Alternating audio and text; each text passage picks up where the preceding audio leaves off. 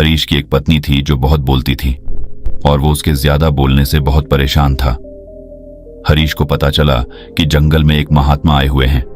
वह अपनी पत्नी को उनके पास लेकर जाता है और कहता है कि मुनिवर, कृपा करके आप इसे समझाइए, ये बहुत बोलती है। मेरे मना करने के बाद भी इसका दिन भर इसका मुंह चलता ही रहता है। मैं इसे कितना समझाता हूं कि कम बोलाकर चुप रहना सीख, लेकिन नहीं, और हर बार इसकी वजह से लड़ ढाई होती है। महात्मा मुस्कुराए और बोले, मैं तुम्हें इस बात को एक कहानी की मदद से समझाता हूं। मेरा गुरु का एक शिष्य था जो बहुत बोलता था। वह हर समय इधर उधर की बातें करता था और कभी शांत नहीं रहता था। जब वह दान लेने के लिए जाता तो हर घर से एक नई कहानी लेके आता और आश्रम के दूसरे शिष्यों को सुनाता, और एक शिष्य की दूसरे से बुराई करता, चुगली करता और दूसरों के सामने अच्छा बनने का प्रयास करता और खुद के मुंह से ही खुद की तारीफ करता रहता और हमेशा खुद को गुरु के सामने सबसे बुद्धिमान और उत्तम साबित करने का प्रयास करता। वह खुद को सभी शिष्यों से अलग और श्रेष्ठ मानता था। उसका कहना था कि मैं एक अमीर घर का बालक, अगर मैं चाहता तो एक आरामदायक और सुविधाओं से भरा जीवन जी सकता, लेकिन मैं वह सब छोड़ कर यहाँ आ गया क्योंकि मुझे खोज करना, खुद को जानना है, जीवन को जानना है।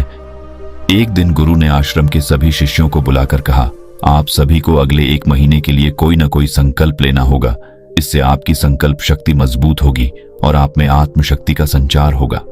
आप सभी अपने सामर्थ्य के अनुसार कोई भी संकल्प ले सकते हैं, और यदि 1 महीने से पूर्व आप में से जिसका भी संकल्प टूट जाएगा तो वह अपनी पुरानी दिनचर्या में वापस आ सकता है। सभी शिष्यों ने अपनी शक्ति के अनुसार संकल्प लिए और गुरु को अपने अपने संकल्प के बारे में बताकर वहां से चले गए। लेकिन वह शिष्य जो खुद को सबसे अलग दिखाना चाहता था, वह सीधे गुरु की कुटिया में पहुंच गया और बोला, मैं कोई छोटा मोटा संकल्प नहीं लेना चाहता, बल्कि खुद की ही जैसे एक और महान संकल्प लेना चाहता हूं। कृपया आप ही बताएं मुझे क्या संकल्प लेना चाहिए। उसकी यह बात सुनकर गुरु मुस्कुराए बोले, क्या तुम मेरे द्वारा दिए गए संकल्प को पूरा कर पाओगे? क्या तुम्हारे लिए उसे पूरा करना संभव होगा? शायद नहीं, वह तुम्हारे लिए संभव नहीं। तुम उसे पूरा नहीं कर पाओगे, इसीलिए तुम खुद ही कोई संकल्प ढूंढो। शिष्य ने कहा, नहीं गुरुदेव, आप जो भी संकल्प मुझे देंगे मैं जरूर उसे पूरा करूं। गुरु ने कहा, ठीक है, तो तुम अगले 1 महीने तक चुप रहो, मुंह से एक शब्द भी नहीं निकालोगे, यही है तुम्हारा संकल्प। शिष्य ने कहा, गुरुदेव, यह भी कोई संकल्प है? यह तो बहुत ही आसान है। आप कोई संकल्प दीजिए जो मेरी योग्यता के बराबर हो।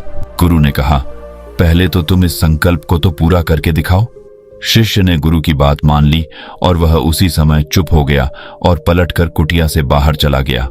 उसे चुप रहना बहुत आसान लग रहा था।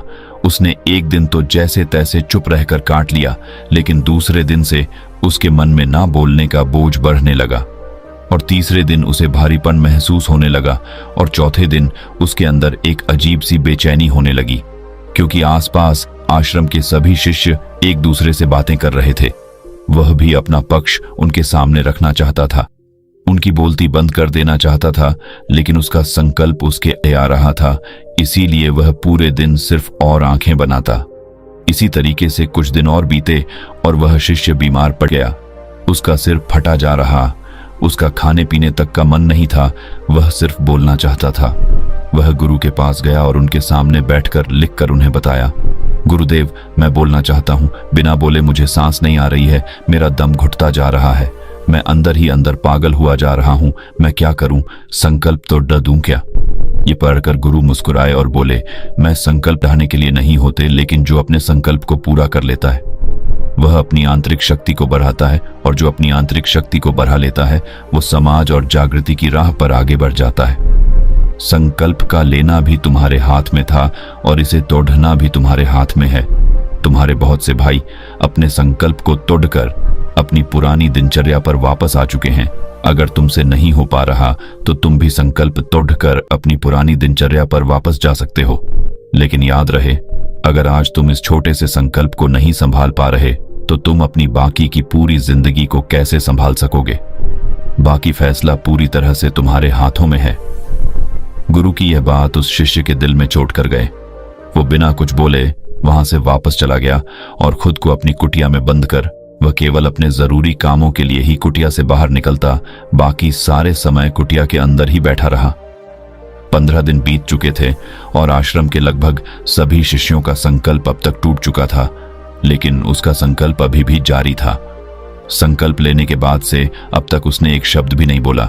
सारा आश्रम हैरान था कि इतना बोलने वाला इंसान चुप कैसे हो। 15 दिन बीतने के बाद वह दोबारा अपने गुरु के पास गया और लिखकर बताया है, गुरुदेव, मैं बाहर से तो चुप हूं, लेकिन मेरे भीतर बहुत सी आवाजें हैं, बहुत सी चीख पुकार और शिकायतें हैं। मैं अंदर ही अंदर बात करता रहता हूं। मेरा मन तरह तरह के प्रश्न पूछता है। मैं बाहर से जितना मोर, भीतर से उतने ही शोर शराबे से भरा। क्या इस तरह से मेरा संकल्प अभी भी है? गुरु ने कहा, हाँ, तुम्हारा संकल्प अभी भी जारी है, लेकिन जब तक लोगों की ये आवाजें तुम्हारे कानों में पड़ती रही, तुम्हारा मन बोलता रहेगा, क्योंकि इसे तो आदत है। तुम भले ही बाहर से चुप रहो, लेकिन तुम अंदर ही अंदर बोलते रहोगे। तुम्हें इन बातों से, इन आवाजों से दूर जाना चाहिए।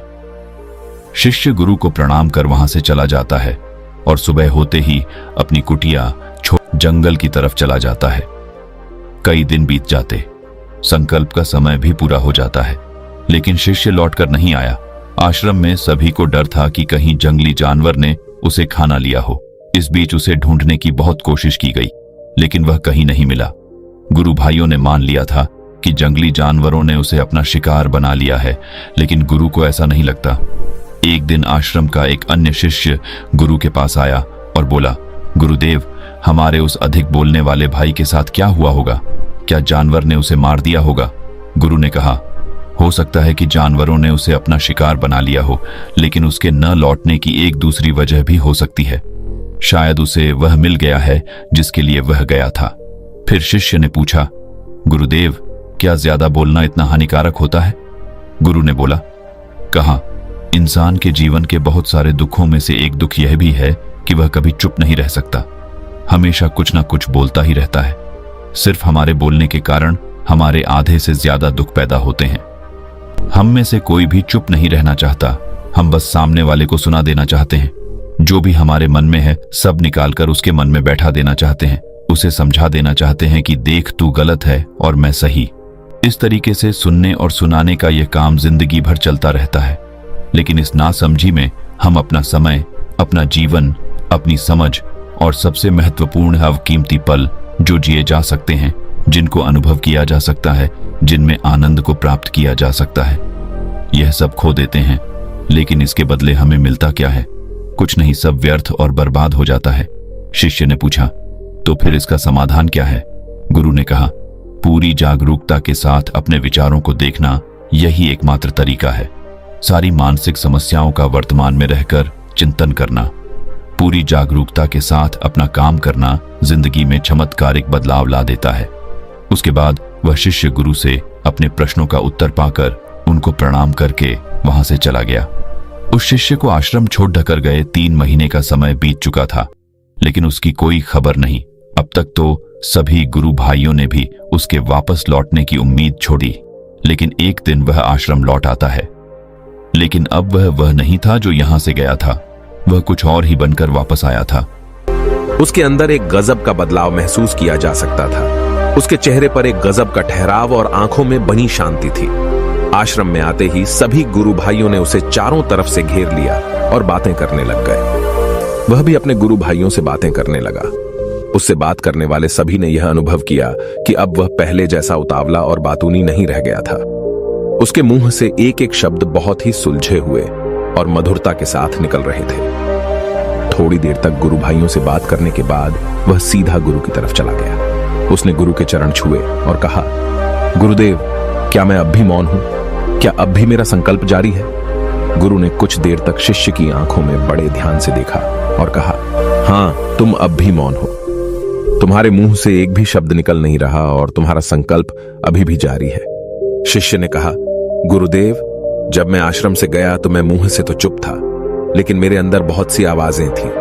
मन में बहुत से प्रश्न थे और वह बंद नहीं हो रहे थे, तो मैं जंगल में चला गया, इस उम्मीद से कि वहां मुझे शांति मिलेगी और मेरे मन की बकबक कम हो जाएगी। लेकिन मैं जितना एकांत में जाता गया, मेरे अंदर की आवाज उतनी ही तेज होती गई। मेरे भीतर की पुरानी से पुरानी आवाज मुझे सुनाई देने लगी। तब जाकर मैंने महसूस किया कि मैं कितना गलत कर रहा था।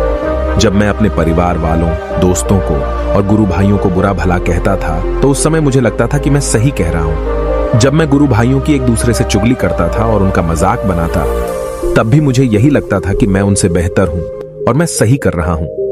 लेकिन उस दिन मैंने पहली बार महसूस किया कि मैं कितना गलत बोलता था। काफी दिनों तक ये आवाजें, ये शिकायतें मेरे अंदर चलती रही, लेकिन धीरे धीरे करके एक दिन ये सारी आवाजें मेरे अंदर से समाप्त हो गई। अब मैं भीतर से भी मौन हो गया। उस घने जंगल में बाहर से कोई बोलने वाला था नहीं और भीतर कोई आवाज बची ही नहीं थी, और मैं उस दिन पहली बार मौन का सही अर्थ समझा। मेरे चारों तरफ बहुत शांति थी। हालांकि अभी भी कुछ आवाजें आ रही थीं जो पहले भी आती थीं, लेकिन मैं उन्हें सुन नहीं पाता था।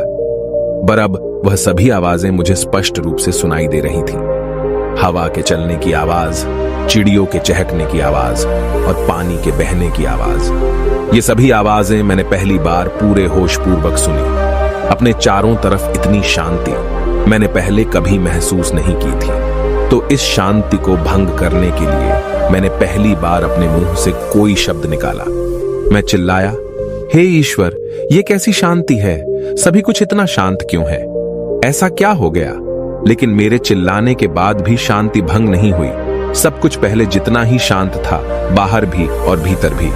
हे गुरुदेव, मैंने अपने गुरु भाइयों से बात की, मैंने आपसे बात की। मैं बोल रहा हूं, मैं चल रहा हूं, मैं सब कुछ देख रहा हूं, लेकिन मैं अपने भीतर एकदम एकांत में हूं, मौन में हूं। भीड़ में होता हूं तब भी भीतर से अकेला एकांत में होता हूं। जब मैं खुद में भी शोर करना चाहता हूं तब भी एकांत में ही होता हूं। अब सब दिखाई पड़ने लगा है, सब सुनाई पड़ने लगा है। गुरु ने कहा, जब तक हम बाहर की तरफ बोलते रहेंगे, भीतर अशांति ही रहेगी। लेकिन जिस दिन हम भीतर की तरफ मुड़ जाएंगे, तब हमारे मुंह से कुछ भी निकलेगा, हम शांत ही रहेंगे। दुनिया में जितनी भी बुराइयां हैं, ज्यादातर हमारे बोलने से ही उत्पन्न होती है, क्योंकि हम चुप रहना नहीं चाहते।